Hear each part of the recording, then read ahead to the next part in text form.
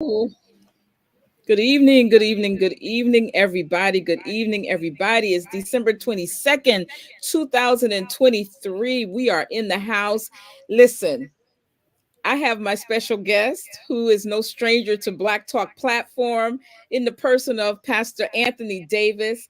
And I am laughing, I am smiling because I don't know if anybody who's watching could hear what we were dealing with in terms of my poor audio.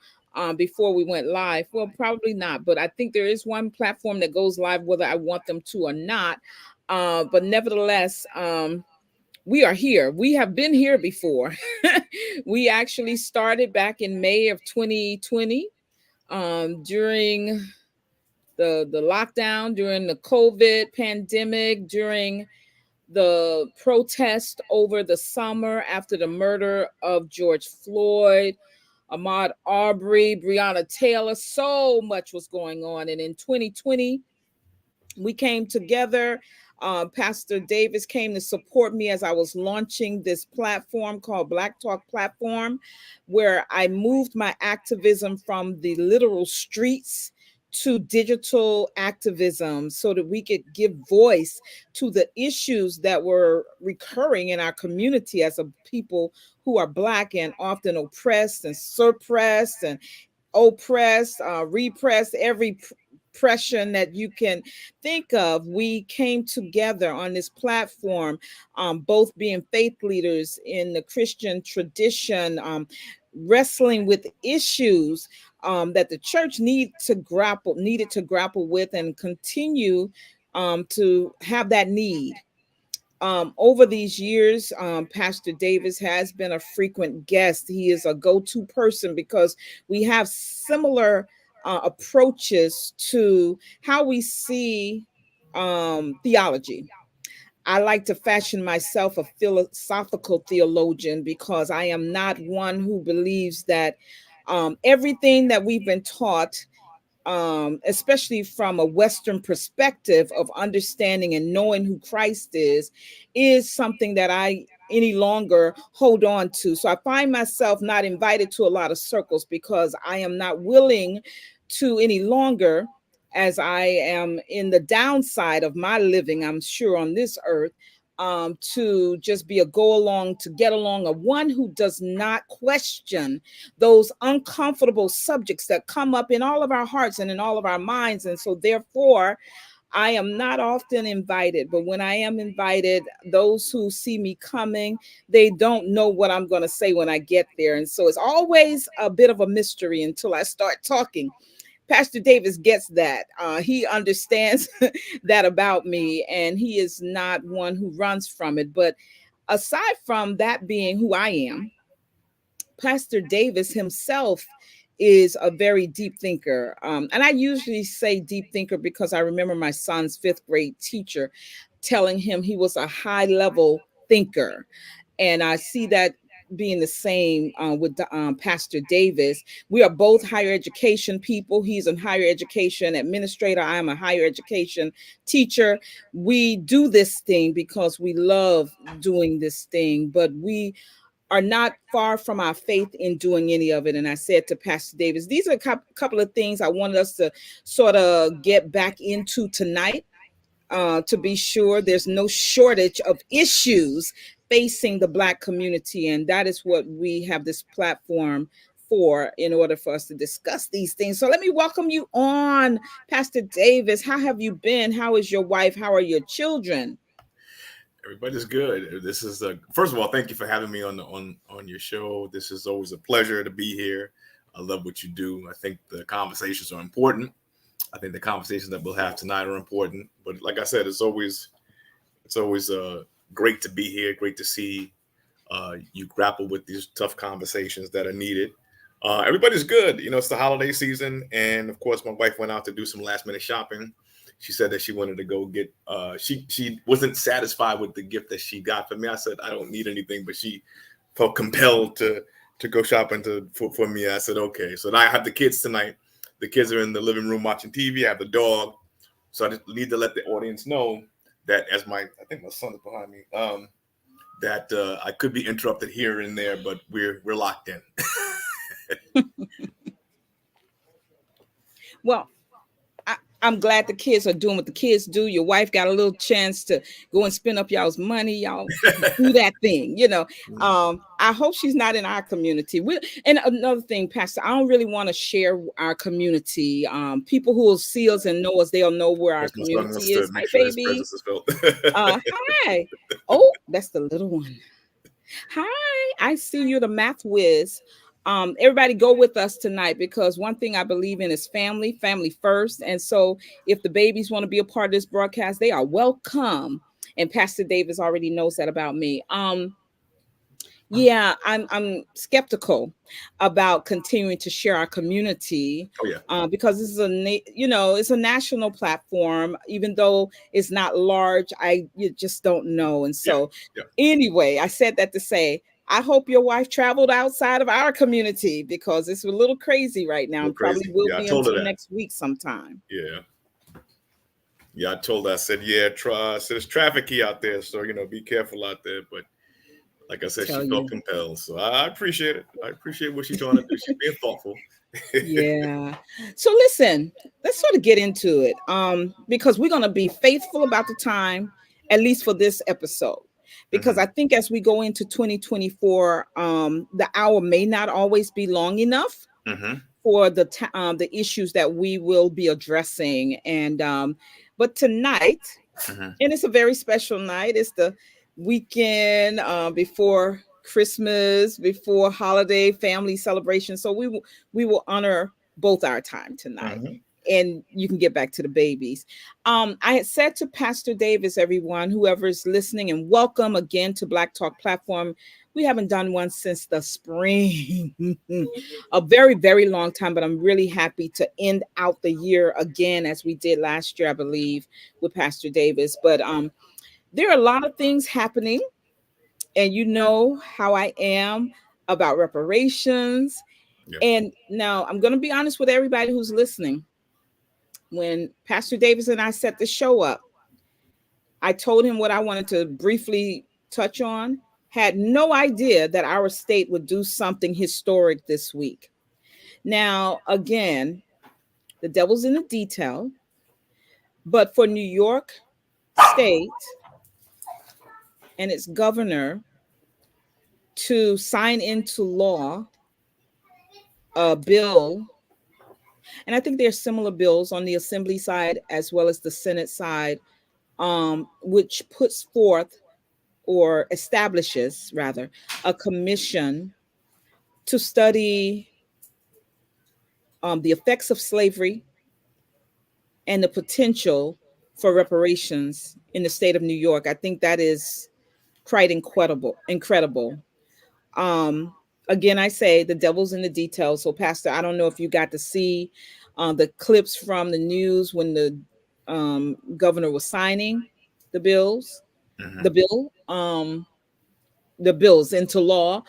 Um, I think a lot of questions still remain. No one really knows. We know that both the Assembly Speaker and the Senate Majority Leader, Hasty and Cousins, will each have three appointments, and I believe the governor herself may, or the minority leaders. I'm not positive, but there will be the commission will be comprised, I believe, of 9 people.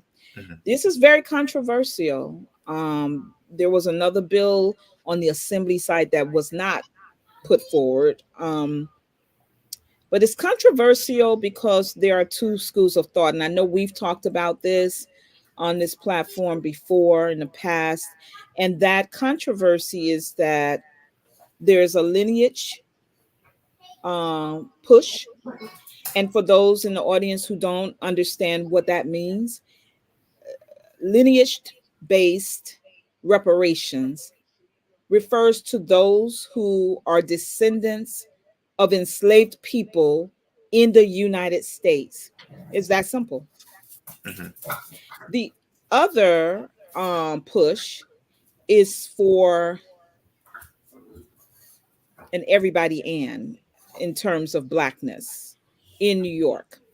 And so that's where the devil gets in the details, right? What do you think, Pastor? I'm trying to share as much as I can so that I can um not be out of order speaking, but just whet the palate of people, because I think we'll be talking about this a lot in the new year. What Yeah, what do you say, Pastor? yeah. I saw a little bit of in preparation for tonight. Uh, not It's a little sketchy. Some of the things that I've read, not a lot of details, but I think it's important that people like you and I and the community keep the focus on where it needs to be, and that is when we're talking about reparations. I think it's needs to be specific to Black Americans. This our situation, um, and I think that you know, in addition to everything in terms of um, the political end of it, that we have to keep pushing this conversation. We need to keep having spaces like this where we talk about these things and flesh out these details so that the devil doesn't get into it. Those are my thoughts, my initial thoughts. Everybody knows The Oh, I'm so Simpsons. sorry. It's literally one of the longest running series in the United States. Okay, I'm so sorry. That's okay. That's okay. Can you repeat that, Pastor? So what I was saying is that I think that I saw some of the things that you were talking about in terms of the devil in the details, and there's concerns about how this is going to all play out. And I think that it's important to have this conversation in spaces like this to keep the community abreast and to keep focus on where the conversation should be. Right. And I think that it's a Black American issue that we're talking about. When we're talking about reparations, um, it- especially let's say in the state of New York, people like people who live here and who've have the lineage. We're the ones that have suffered or have been set back in terms of wealth gaps, and we need to be very clear about that. So it can't be everybody, and you know what I'm saying, it can't be this mix of people who benefit on the backs of our experiences, what Right. we've suffered as a people. So I think it's important to have this conversation. Like we have to have it in spaces like this.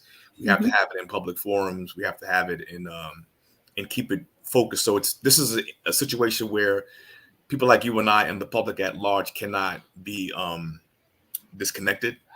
We Right. have to engage the conversation. So that means getting ourselves up to speed as to what's going on in the political arena, but getting ourselves up to speed in terms of the various ways that reparations are thought about, right? Because Right. the idea of reparations is not some new concept that people have been talking about this for years, hundreds of years, really, Yeah. um, in regards to reparations. So people have tried to, and a lot of work has gone over the years to keep this conversation going to get to this point. The governor Right. just didn't arbitrarily come up with this. This is conversations. These are people putting pressure to keep this conversation going and to get to the place where we can have a commission on this, right? But there's a lot of books out there, a lot of stuff out there that's available to the public. I could kind of give people uh, some books to read and as recommendations to get us at the collective consciousness aware of the conversation of reparations, right? So, like I said, this reparations are thought of philosophically in various ways. How is it given to us? Is it something? Is it money? Is it in education? Is it in this or that? However it is. So just because a commission is formed, there's a whole lot of work that's got to go into to understand uh, what are we talking about when we say reparations, right? What Right. does that mean? What does it look like? And I think the Yeah. commission has been tasked with answering that question. What does it look like? And how is it administered? I agree with you. Um, you know, also when we I reached out to you, I also reached out to who I believe is the leading economist. He and his wife actually, who've been dedicated to running the numbers, right? Studying what it would look like for Black Americans to receive reparations, and that's Dr. Sandy Darity.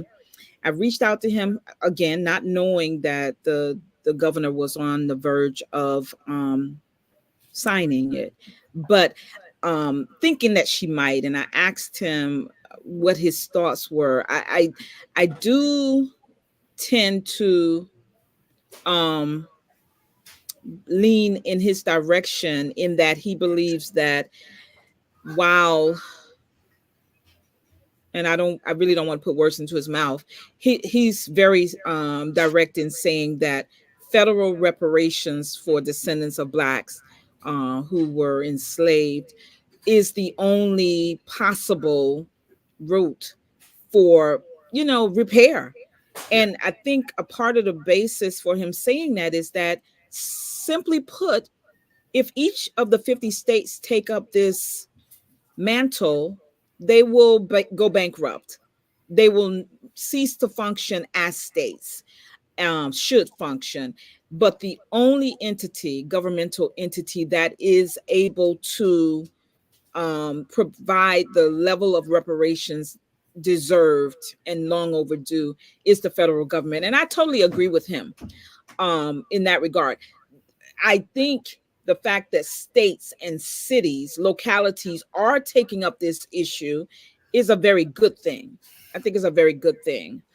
I have to tell you, and we can sort of segue from reparations solidly into the 2024 election cycle, because I believe we are in for a very bumpy ride. I have to tell you, I am very much not happy with much of what's come out of our current administration. While at the same time, what are the real choices, right? But as it relates to the President Biden, this is the end of the year. This is when typically the presidents, and he did today, I believe, pardon Yeah. um a group those of people. in jail for There's a marijuana whole for 50 arm years. of attorneys, right? Hmm. And a whole office that makes recommendations. Yeah. I honestly don't know if he's done, Pastor. I don't know if he's finished yet, but I do know that earlier this year, he was a submission to posthumously pardon Miss Callie House. Hmm. I like to call her the mother, but she's known as the godmother of the reparations movement. Hmm. Um, I didn't hear anything about her today, Hmm. but yet I believe that we're going to be courted. We as Black people are going to be courted by DNC alkalites and them themselves to vote blue or die, and I have some issues. You want to weigh in? Because I don't want to get into it too deeply, because my issues, they can be very detailed. So I don't want to take up all the time, because we do have two more discussions to have. But Yeah. this is on the 2024 election. Talk to me. Well, I mean, I don't want to go too far away from the reparations conversation in light of what you just said, right? I think it's important that that becomes a talking point and a campaign, uh, topic or something to discuss. I think that the fact that New York State is doing this, and again, you're right, the federal government has to be the one to administer reparations in any meaningful way. The states can't do it, right? But at least with a commission being formed and the conversation being started, in light of the fact that we are in this season, we have to keep this conversation going, right? We have to make it an agenda. And I think for a long time in the Black community, for whatever reason, we've been reticent or apprehensive to make this an agenda. And I think that, if I'm not mistaken, didn't Biden at one point talk about the idea of reparations? I felt like that was one of his talking points during his campaign, or he toyed with the idea, or he entertained something. And I just think that, the moment, you have to kind of seize the moment, and make it an agenda item, and make it something that, especially for a place like New York, with the visibility that we have, uh, and the sort of political presence that we have to continue to have this dialogue deeply. So I don't want to take I don't want to move away from this. This is something that's very important. I think this is the time, and it may not be something that it manifests itself. I'm not saying it will be in our lifetime, but it may be something for our children. You see what I'm saying? Right. And I think a lot of investment has been made in terms of blood, sweat, and tears to get to this point. I think we need to stay on task with this agenda item. But yeah, I'm not really there's not much in the way of choices. When I look at the Biden administration, what is there to be excited about, right? It is How what it much? is. Yeah, but I still think that the people have to put pressure when it comes to agendas. And I think this is one of those items that we need to do that. I think we haven't done that. We haven't really put the pressure on to get the things that we want. It doesn't matter who's in office, right? We have to put pressure on. And I think this is where platforms like this and other spaces, people have to, we can't just put the trust in politicians, right? We have to get this national, the state dialogue and make it a national dialogue to get an agenda move forward. Absolutely. Absolutely. And I do believe that education is lacking. I mean, when you even have Black people saying reparations for what? So we clearly know that education is lacking. And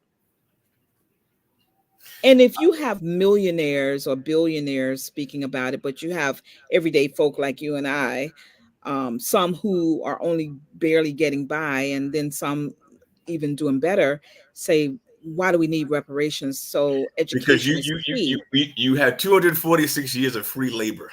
There you go. Yeah, 246 years of free labor. The estimates could be 100 to 500 billion dollars that Black folks did not earn, that we didn't get, right? That was not passed down. There was no wealth transfer. Then you had, of course, the abolition of slavery. You didn't get your 40 acres and a mule. You didn't get any of this stuff. Your the people who enslaved you received reparations from the federal government for losing its slaves. I don't think people know that. They didn't get that. They got money for losing their slaves. And in many instances, the slaves had to work for the same people that enslaved them for low wages for a long time. You had a period. Now, you may have had a brief period of Reconstruction that was short-lived. Any gains you got that you totally lost. So from 1877 to 1965, you had nothing, absolutely nothing. And you several massacres throughout any place where you had a haven, any place where you had a community that was thriving. We know about the Tulsas, we know about the Rosewoods, but there's a whole lot more than them. There's a whole tons of places. Even in New York in 1863, there was a massacre here and among all over the country, whether it's in Chicago in 1919, Detroit, all places that we could talk about where Black meccas existed and they were destroyed. So opportunities to build wealth were lost. And when we talk about, even during the Great Depression, when they had the New Deal, Black folks didn't benefit from that. White folks did. When we talk about the unions, we talk about social security and things of that nature. A lot of things you didn't get because of the industry that you were in. You didn't get things. So there's a lot of stuff. A lot of stuff. On and on and on and on and on. Redlining, we can go with. And it's still continuing. Yeah. I mean, what was it last week with the whole Navy Federal revelation? Yeah. I mean, Blacks are literally making almost twice the amount that a white person is making and has better credit, but is denied mortgages. So this thing is so systemic that it's not good enough for anyone. I don't care if they're Black, white, or otherwise, to say slavery was then. No, it's not. Get over it, move on. No. Because we can't move on because there is a systemic, concerted effort to ensure that we always remain on the bottom rung of life in the United States. And that's, to me, that should be a mic drop, but it's not, because No. you will have people in an audience say, well, no, you're being emotional. It's not, it's facts. There are numbers to back You're right. all that we're saying here tonight up, Yes. and much more. Yes. Pastor, let me quickly share what Pastor Osiris said, and then I'm gonna let you continue on for the audience. He said Chase Bank, under the late Mayor Harold Washington, one we all loved, has acknowledged their role in slavery and agreed to every year give away $5 million to any American African who wants to go to college for free. We don't talk about this. Pastor Osiris, I didn't even know about that, Yeah. to be honest with you. And I love to think that I'm informed. Yeah, of Illinois. Mayor Washington was in Illinois, so in Chicago in specific. So my question, as a follow up to what Pastor Osiris just said, is how many of our people knew about that? A, and B, how many of our people were able to take advantage of that? Right. That's what we need to drill down on, for those naysayers. And it still will fall short of what is necessary to bring us to a place of repair. Go ahead, Mhm. Pastor. No, absolutely. I'm just saying that a lot of times when we talk about money lost or opportunities lost, and we act like reparations for what, and I don't know what that, I don't know where that comes from. And I think about, like I started to say about the whether it's the Homestead Act, the Federal Housing Act, the GI Bill. White people were subsidized to build wealth for themselves. Government subsidized wealth building for white people to really, make these wealth gaps almost insurmountable, right? To make it perpetual systemically. So the government has had a great role in making Black folks' lives what it is. And I don't think we understand. And as Ron says, yeah, is this is true? Israel received reparations from the U.S. for Holly, right? I believe that is true. It's And true. I've had neighbors, Jewish neighbors, who received such money, not including from the German government. So this Yeah. is not some new concept. So this is long overdue. This is almost insulting that we had to wait, that we're even at this place just to have a commission. Um, there's been a lot of wealth lost, a lot of people whose lives have been affected. Um, our communities are ravaged, and I don't think people understand just how impoverished a large segment of Black people are. Yeah. Homelessness in America is off the charts right now. I think there's a 12% increase in homelessness across the country, and 37% of the people who are homeless are Black. Yeah. 37%, Yeah. right?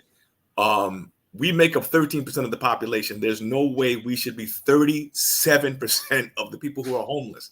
That's an idea of what we're talking about. And then somebody was, you may think you're not homeless, but you're living paycheck to paycheck. You're living, barely making it. If you miss Right. 1 month, or you miss it, if you had a 3 month situation where you're not working, could you make it? Right?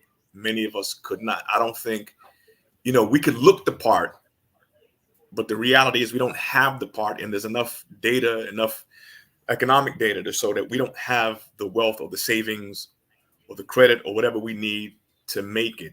We make it look easy, but it's not easy. And so I think we need to stop acting like uh, you know this is something of the past. Right. These things have had ramifications that affect us today. I don't want to hear about, well, I'm not responsible for this. No, you are, because you've benefited from this. Exactly. White person, you've benefited, and you continue to benefit from these things. Yeah. Yeah, and I want to get what Pastor Imhotep also put up here in a minute about the CBC. You know my feelings about the Congressional Black Yeah. Caucus, and basically what he said. A lot of us don't know that the Congressional Black Caucus is at fault, and other groups as well, like some of the legacy civil rights organizations, are at fault because rather than supporting our push. I mean, I think it was in 2020 or maybe 2019 that the Congressional Black Caucus took a poll Yeah. and they asked what were the major issues facing or of concern to Black Americans, and reparations was at the top of that list. But if you go back over their history, just look at their Yeah. Twitter X feed Yeah. from that point forward to now, you will see they're talking about anything but But that, reparations for right. Black Americans. Right. They're talking about brown and Black coalitions. They're talking about anything other than what the people they polled told them was of greatest import. Yeah. And so they are to be held responsible. They have audience with the president of the United States, and they're misusing it because they're not going in there and keeping before him what our primary concern is. And if our primary concern is that we receive reparations, then that every time they have an audience with him or his lieutenants, that is what they should be bringing forth. And let's not be deceived when we start. When we see that we're having this conversation about reparations, right? I don't think I don't think the country all of a sudden says they want to do. Did we lose Pastor Deb? I don't think that the country. I think we lost. Did she fade? Oh, there you go. I don't think that this is an arbitrary conversation. Did you freeze Pastor Deb?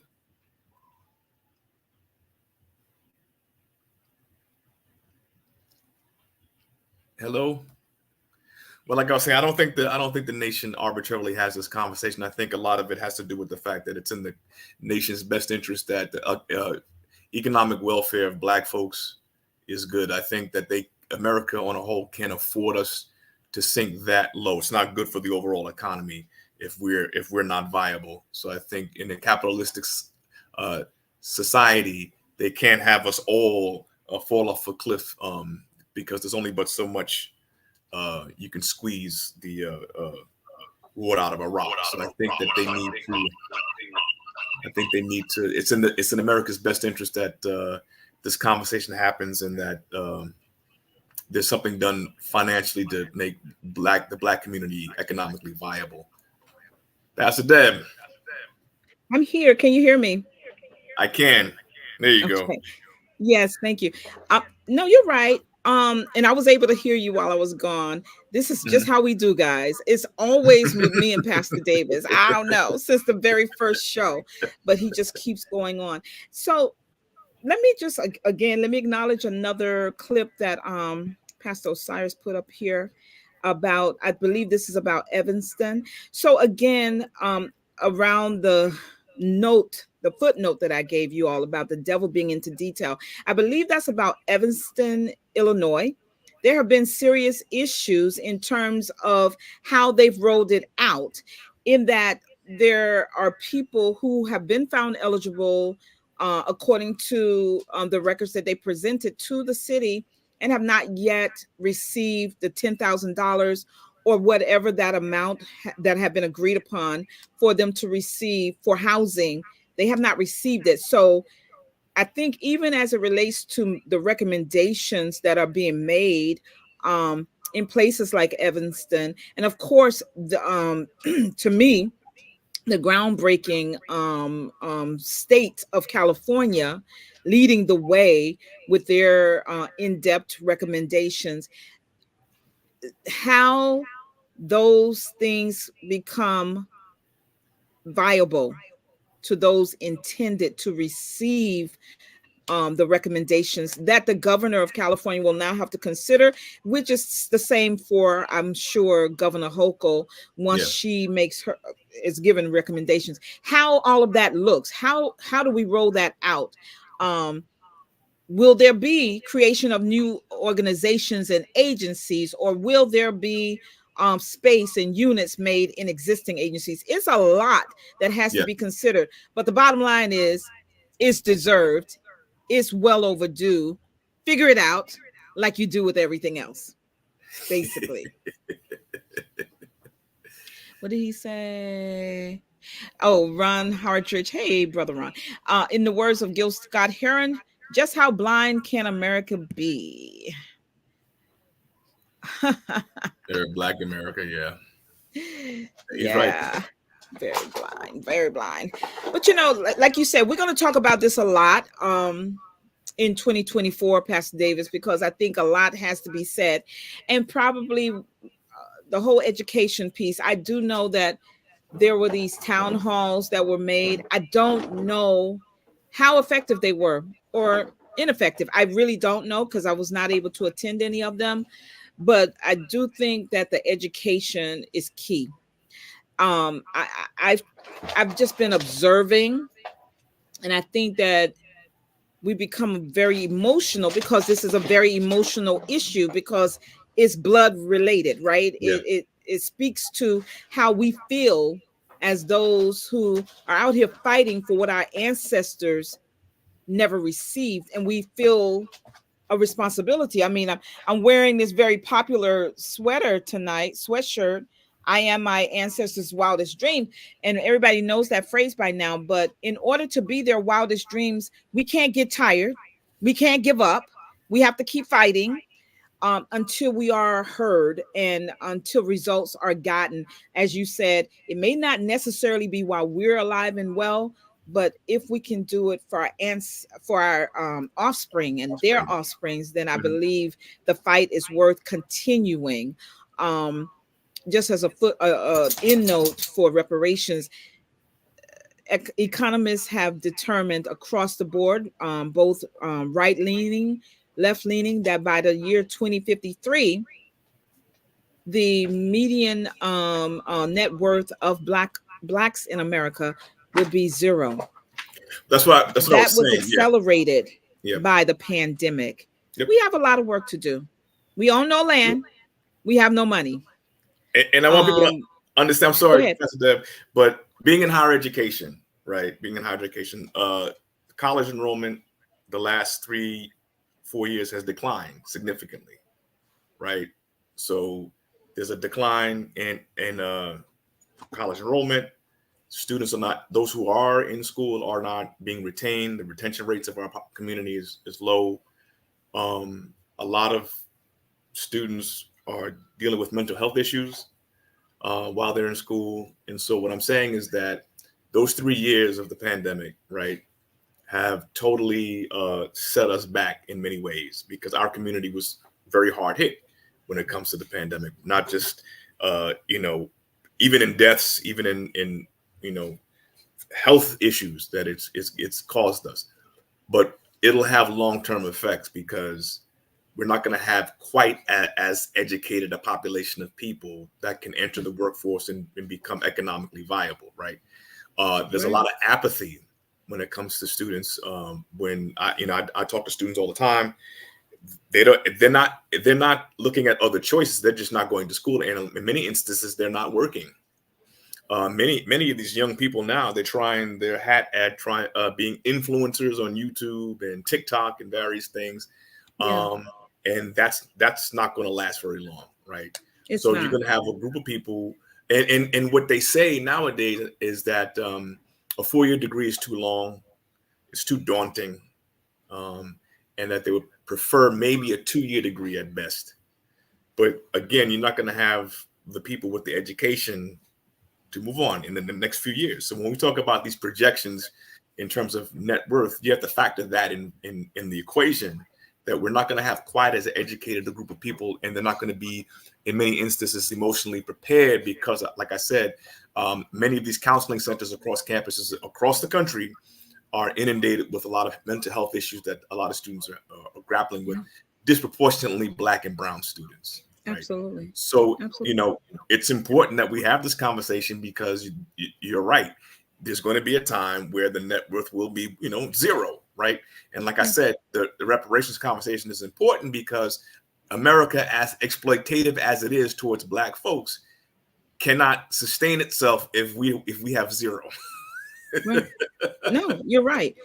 And I think we're definitely of the generation who believe that I'm sorry, my dog is scratching. I know my dog. That education is key. And it's not only key for our economic advancement, Yeah. It's also key so that we can learn how to critically think Yep. about those subjects and these matters, issues that are being presented to us, Yeah. and that we have to decide whether in the ballot box or just in our communities to keep ourselves safe, to keep our children safe, to keep our communities growing and thriving. So education still remains high up on the list of those things I believe should be what we strive Yeah. for ourselves and for our children. And so, yes, Pastor, we got to make sure that we have these conversations throughout 2024 because they're very, very important. I am so happy that we have Principal, and I'm about to mess up your name because my sister, Juanita Presley, always has to correct me. Um, Cafelli. Kelly. Yeah, he's powerful for all those other educators out there. He is known nationally as one who has been a principal but also trains principals and other administrators, so we're happy to have you here. We are honored. Yes, we have so much work to do. Yeah. Now, Pastor, I want to honor your request to talk about the Israeli-Gaza war. I'm going to let you just talk. Well, I mean, I think it's that's the interesting thing, and I find that to be as a black person in America, that's always iffy conversation, because there are people who feel like, well, as a black person, should that be my priority? When we have many of the topics that we're talking about in this conversation regarding reparations, but I still think that as faith leaders who emphasize justice, when you think about what has happened in Gaza, what is the stuff that we see. Let me just speak very personally. I have children, and my wife and I watch the news, of course, and we see these children being hit with bombs, and we see the effects. My children have seen this, and they don't understand this. They don't understand what is happening. I've had my son in tears looking at these children and covered in debris, dealing with bombings, parents with their children, walking around in tears and things of that nature. Trying to contextualize it. I have a 5-year-old trying to contextualize it at 5. And then that my same son trying to deal with it. My wife is trying to console him because he has empathy, right? He has all this empathy, and he doesn't know what to do. So it makes him nervous, right? So what she has basically helped him to do to kind of deal with it is pray, right? And not only pray about the situation, but pray for the kids, right? Pray for the children that are impacted with these bombings. But what I'm saying is that this is American imperialism at its worst, by the fact that we support genocide, right? And it's something that we have to speak up for, because everything that we're talking about in regards to reparations is speaking about the fact that genocide happened here. When we talk about whether it's the Native American population and much of our ancestors, right? And we see it again in the name of imperialism. I don't know what the death toll is, but 2/3 of these people that we're talking about that have died, are we talking about women, children, and the elderly, right? And I think we need to have an honest discussion that this is all about maintaining white supremacy in the Middle East. That's what it's all about.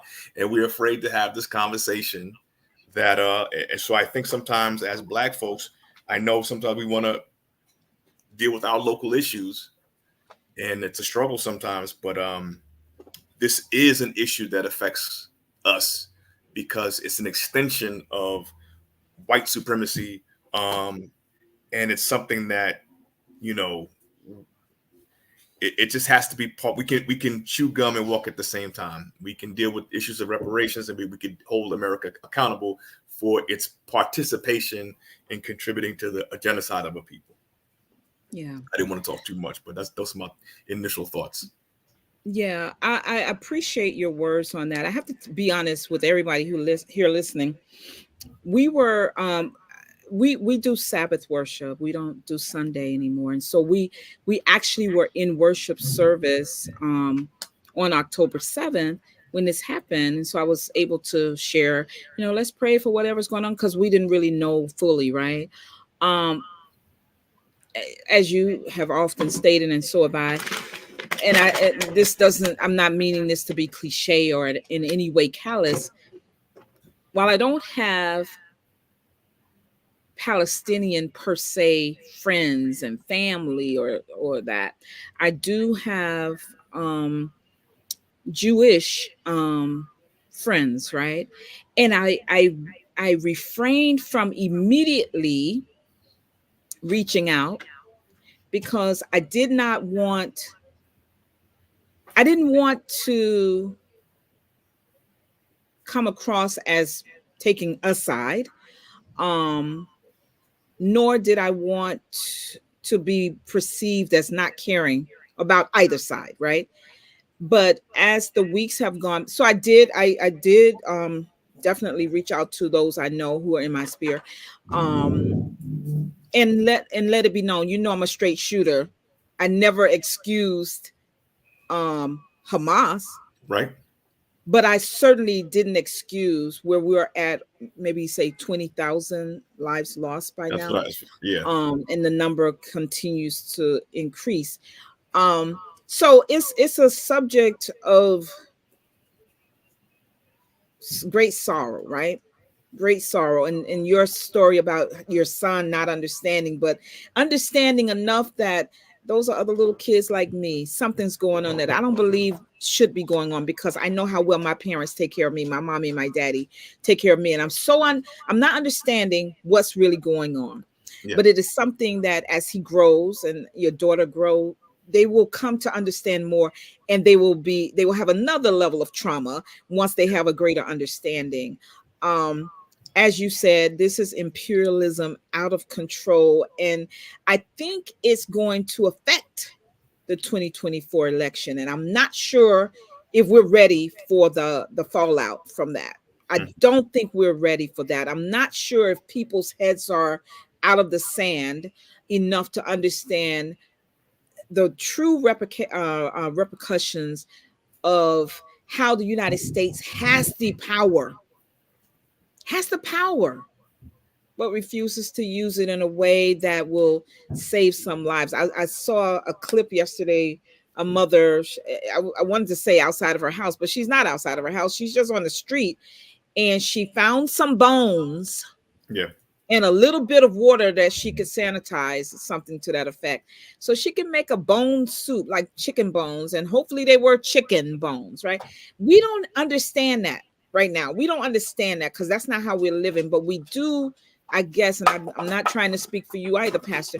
We do believe that no one should have to only desire to find bones to feed their multiple children. Yeah. We're accustomed to, not having grown up in wealth. And as parents, if I know my parents, not me and my husband, but I know my parents had to turn down an opportunity to eat just so that they Yeah. could ensure that my sisters and I ate. And Mhm. that's the story of many people over here. But that's her only option. They weren't turning down bones, right? They were turning down whatever the shared food was Yeah. for that evening. This is a very different place. So to me, empathy is due. Um, you have to know that you're a higher education administrator. It was very difficult, and you know how I speak.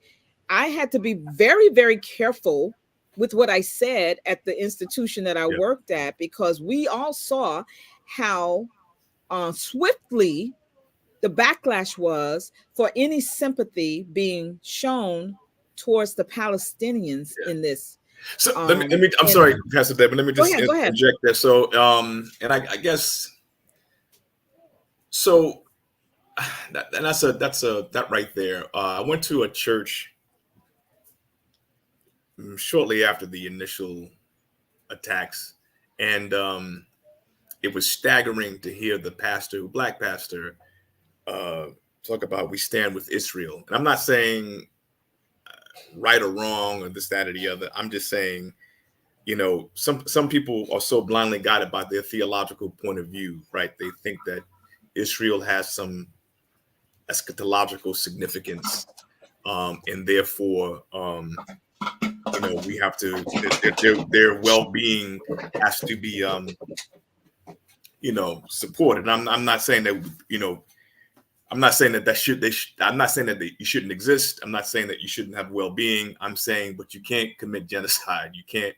That this is not godly. This is ungodly. And I think the thing is, when I started the dialogue with my son, is that trying to contextualize it, right? Trying to help him understand it, and it's ungodly. It's evil. That's what it is. It's an evil situation where we can talk about Hamas and the evil of Hamas, right? But then we have to talk about, why does Hamas exist? How did we get here, right? It's not arbitrary, right? So what has been done? How are they living? Is it an apartheid state? Are people living with any kind of equity, right? How are they treated there?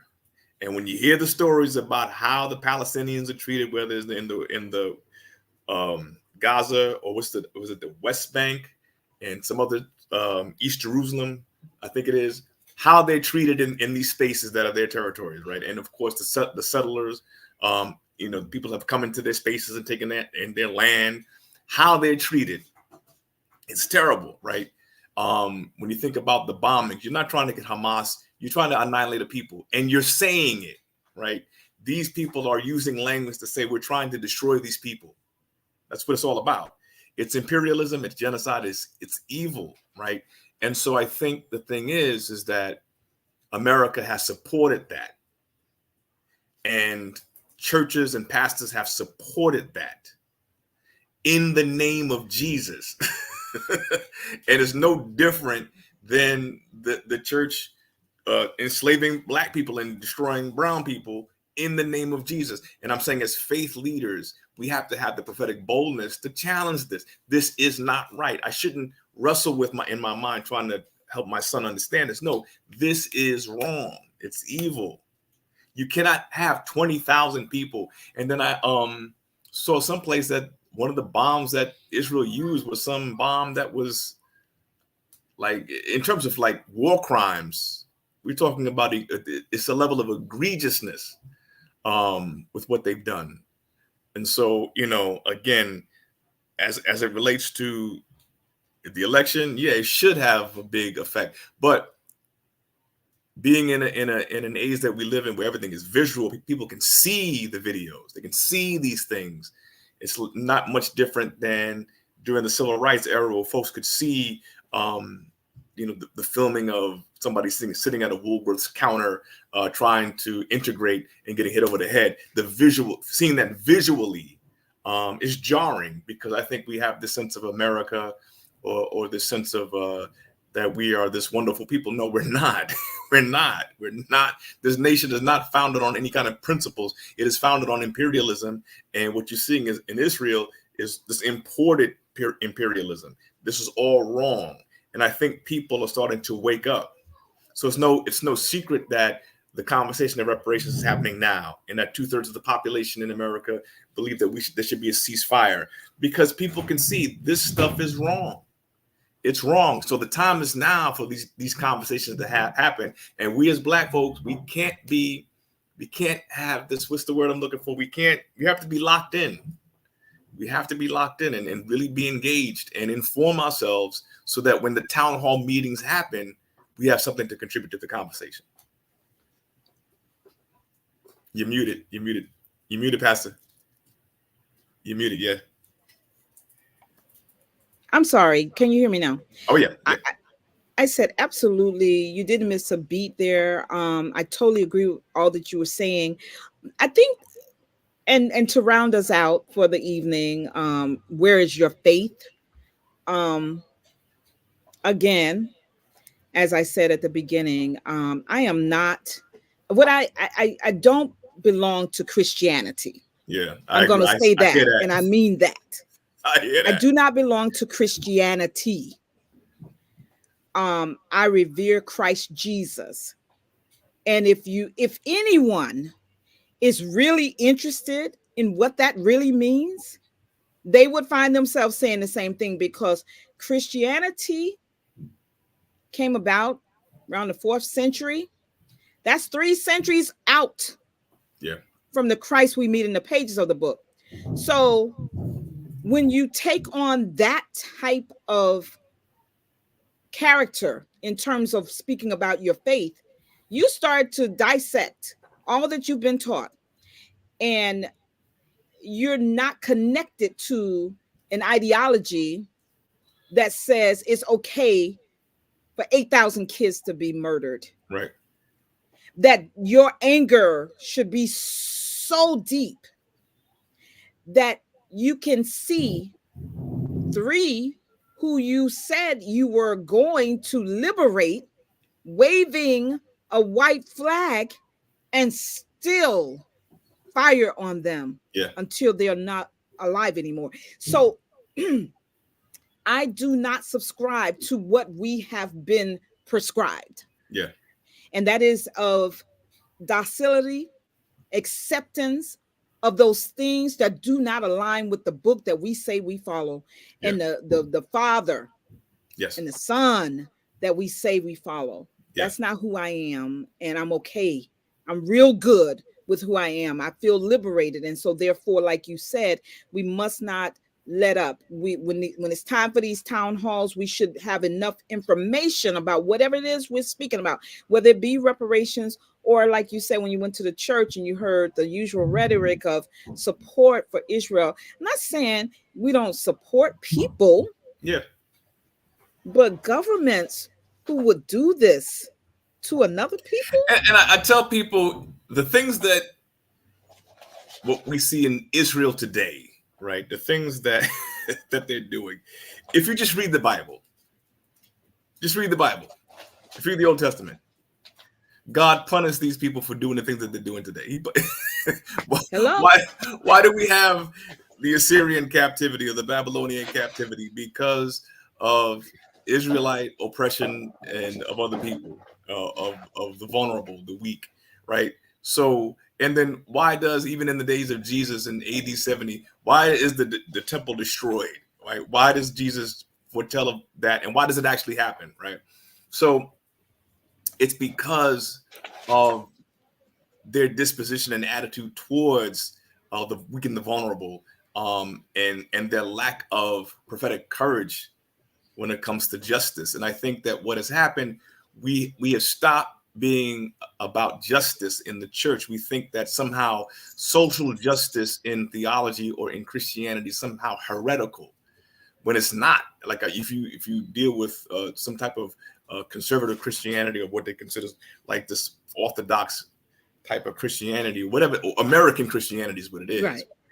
It's not orthodox. It's not, because as an ethic, justice is principle to the Christian walk, or to the following Jesus. It's the primary thing. So it's almost in everything that Jesus is talking about is justice. So when you see in the book of Acts chapter 4, when they're presenting money at the apostles' feet, they're not giving it to a preacher to get wealthy. They're redistributing the wealth because they are poor people, right? And they're making sure that the least of these are taken care of. That is the whole motif in was it Matthew 24 or 25 or 6 in there, right? Where we're talking about making sure the least of these are taken care of, right? That's the whole thing. So it's not about children being blown to bits and people being wallowing in poverty, or hundreds of years pass by and we haven't gotten reparations, right? So when Zacchaeus gives people back money that he's taken from them, Jesus says, salvation has come to this house. Right. That is salvation, because justice has been done, right? That's the whole thing. And I just think that somewhere along the line that we can't, churches can't see. What you're talking about is imperialistic Christianity, right? Constantinian Christianity, right? That this type of Christianity that's coming to the church, right? That is the reason why slavery was justified. That Constantinian imperialistic view of Christianity that has dominated the world. I'm talking about the Christianity that Nat Turner was practicing. That's a whole different level, Yes. Christianity, right? Where it's about liberating people. That's the whole point. Setting people free and making sure people eat, and that the least of these, and loving your neighbor. That's a whole, and it's radical, not exploiting people, not gaining wealth for the sake of wealth, not destroying people, right? But you're living in shalom, you're living in peace with the other. That's what it's all about. So I think a lot of times we put these eschatological and theological things, all this whatever erudite, whatever it is, high thinking. It's not high thinking. It's not theological. It's evil. We Yep. have to, Call it it. it, Call it it what it is is. it's evil. And so when you say I don't follow Christianity, man, that has never resonated more with me than now, where I've had a chance to kind of be away from that, and I feel like I'm thinking clearly. I can see things clearly, and Yeah. so that's why I say, in the past, maybe when it comes to what's happening to the Palestinians, I will be neutral on that. No, I'm not neutral. I'm not saying that. I prioritize what's happening to us, right? But I understand that there's an evil, a common enemy, right, that is doing all of us in, and Yeah. we have to stop it. We have to stop this evil, and we have an obligation to do that as the church. We do. We do. Well, look, this has been a great discussion, Pastor Davis, as usual.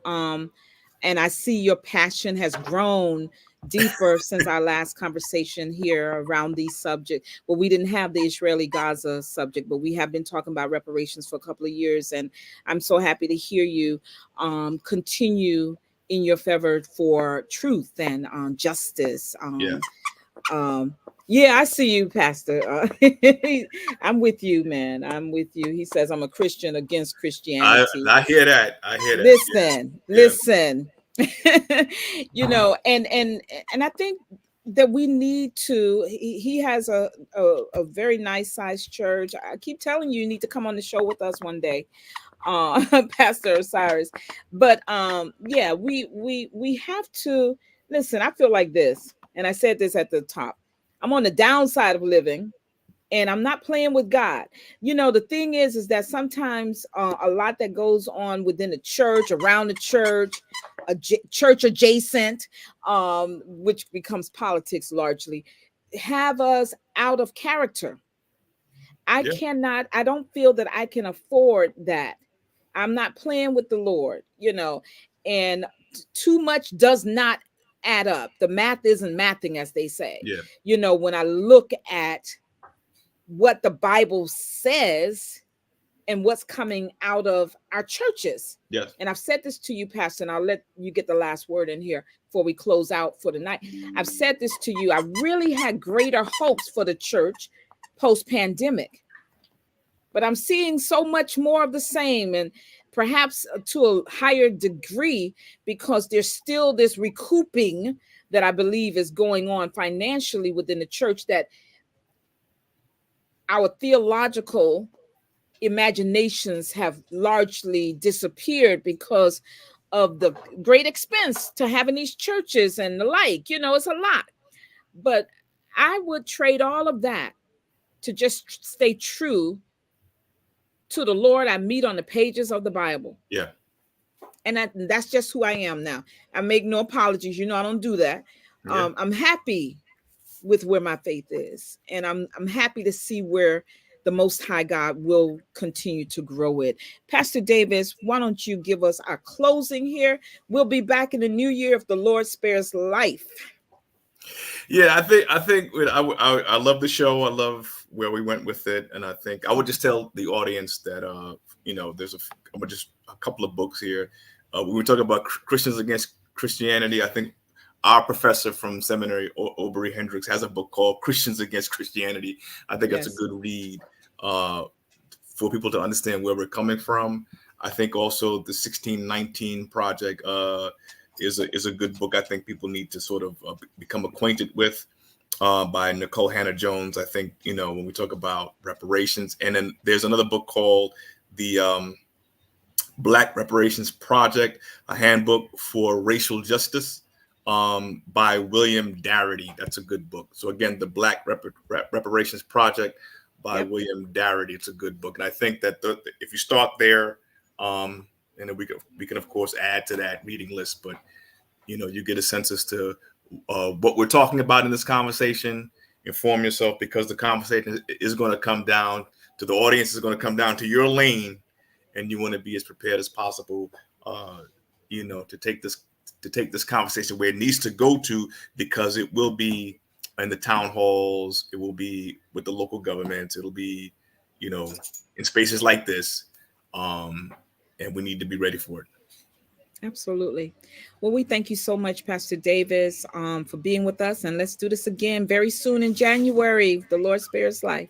God is good. Looking forward God to bless that. you all. Thank you all for tuning in tonight. We appreciate y'all so much.